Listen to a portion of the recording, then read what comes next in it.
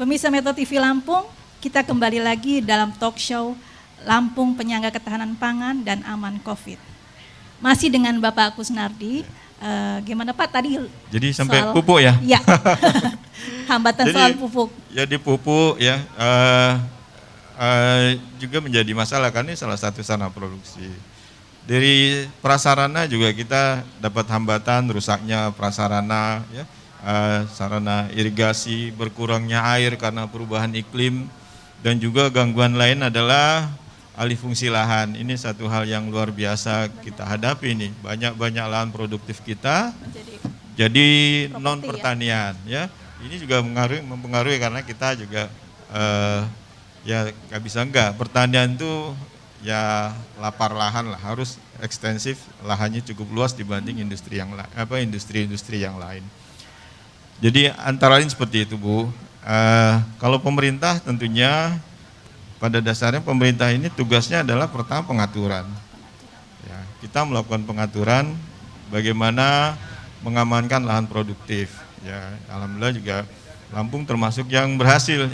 Ya, insya Allah besok Pak Gubernur dapat penghargaan karena beliau juga sudah mengeluarkan perda mengenai konservasi lahan pertanian. Bapak Bupati juga udah mengeluarkan juga perdanya ini ya.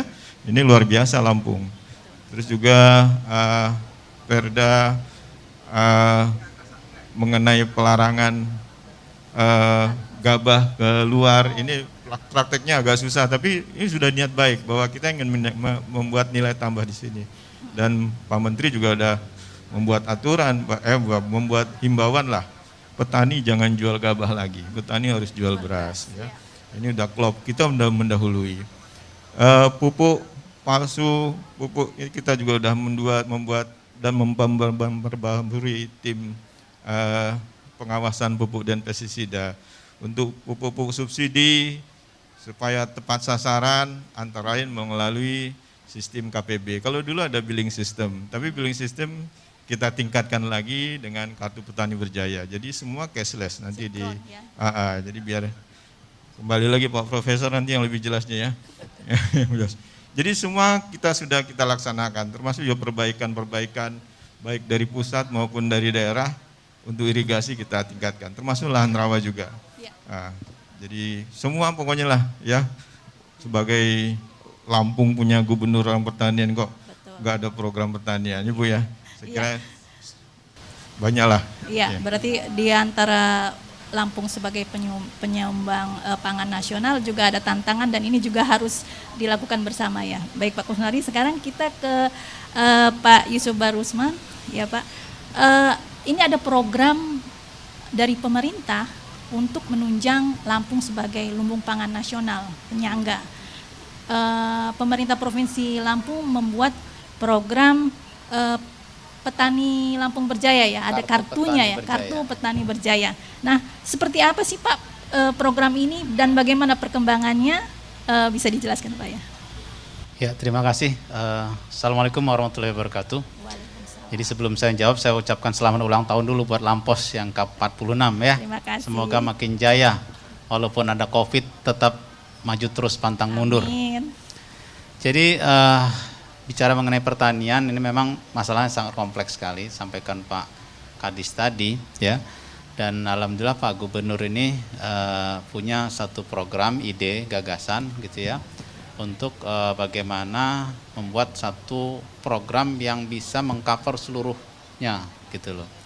Maka dibuatlah namanya program Kartu Petani Berjaya. Tadinya sih hanya kepikiran bagaimana kartu ini bisa menjamin ketersediaan pupuk, ketersediaan bibit yang berkualitas ya dan sebagainya. Tapi begitu kita kaji, karena sebenarnya kalau saya ini lebih tepatnya bukan ketua tim, kalau ketua tim implementasi ini beliau ini langsung gitu. Kalau saya ini kan desainernya aja, tim pengembangan, ketua tim pengembang program Kartu Petani Berjaya.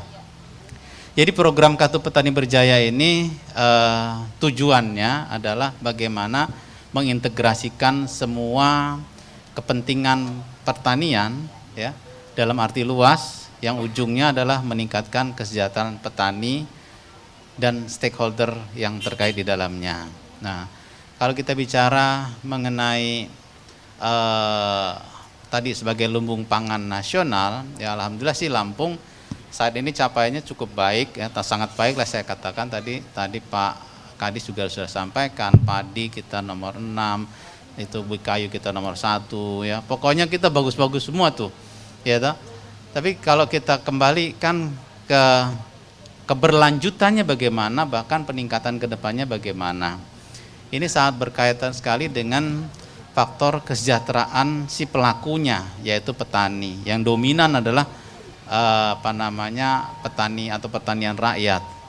Oleh karena itu kita membahas satu program yang bagaimana kita bisa fokus pada peningkatan kesejahteraan petani, sehingga kalaupun kita bicara peningkatan produksi, ini petani tidak tergoda dengan yang lain-lain. Artinya begini, misalnya saya contohkan penyakit atau bukan penyakit, artinya secara natural, ya kalau produksi itu berlimpah maka kecenderungan harga akan turun, dan itu selalu yang terjadi seperti itu, gitu loh.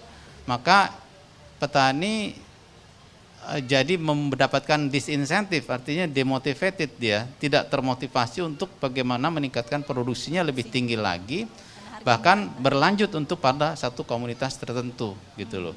Oleh karena itu kita harus pikirkan bagaimana mindsetnya, ya artinya paradigma usaha tani ini diubah. Jadi jangan cuma bicara jangka pendek subsisten untuk mencukupi kebutuhannya saja, tapi dia harus bicara komersil.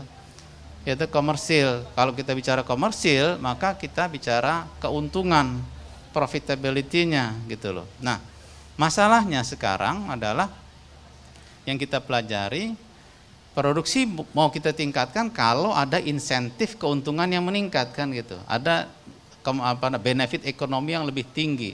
Ada rangsangan petani. Ada rangsangan. Nah, pertanyaannya bagaimana kita bisa memberikan rangsangan ini? Pertama bisa kita berikan dari sisi harga. Ya. Tapi kalau harga ini kan yang menentukan market, pasar, gitu loh. Kalau masih bersifat komoditi, maka kita sangat berat untuk bisa menjamin harga, gitu loh. Kecuali kalau kita ada intervensi perubahan struktur pasarnya supaya dia bisa lebih efisien, gitu loh. Nah, atau kita bisa masuk ke peningkatan added values-nya, yaitu peningkatan nilai tambahnya, masuk ke industri hilir. Tadi Pak Kus sudah bilang, kita dorong petani jangan lagi jual gabah, tapi jual beras, sehingga dia dapat nilai ekonomi yang lebih tinggi dari itu, gitu loh. Itu satu. Yang kedua, kalau kita perhatikan juga nilai keekonomian dari satu komoditi ini belum dieksplor secara maksimal. Misalnya tadi contohkan jagung. Jagung ini kalau misalnya bisa panen, sekali panen 1 ton, 1 per hektar misalnya dia 4 ton misalnya. Ya toh? Ini kita bicaranya hanya pipilan aja, gitu loh. Ya toh, jagung. Dengan harga mungkin sekitar 2.000 3.000 paling tinggi, atau bahkan turun dari itu, gitu loh.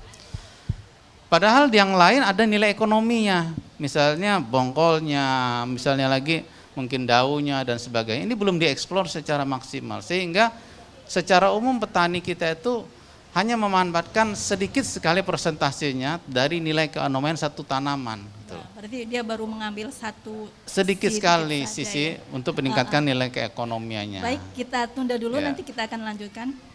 Baik pemirsa Metro TV Lampung, menarik sekali pembahasan kita kali ini. Nanti kita akan lanjutkan setelah jeda pariwara berikut ini.